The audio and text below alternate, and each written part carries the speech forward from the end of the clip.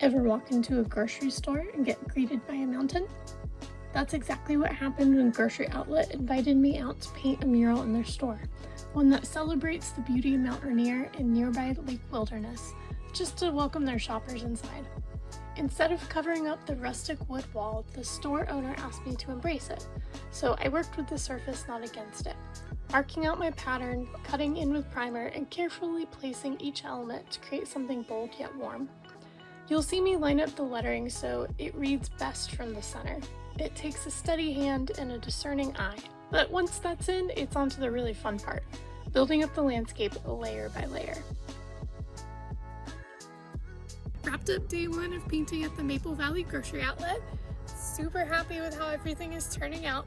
What's funny is that people always think lettering is fast because in their head they write letters all the time, and that the actual artistic part of the painting is what takes forever, but it's the inverse for me, especially on a textured surface.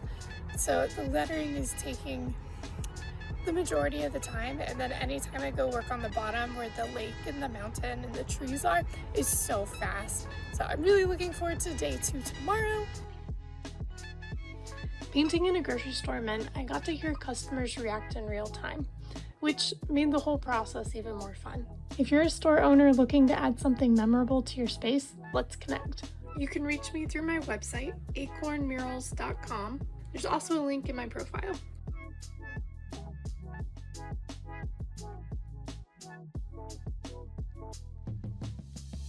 Love my work, and it's pretty common for me to forget to eat unless I set like a timer, because I love painting.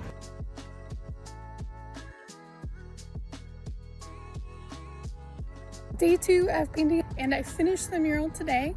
It was just a little one to say welcome to Maple Valley Grocery Outlet. There's a new store owner and they just wanted to make the store their own and show gratitude for their customers.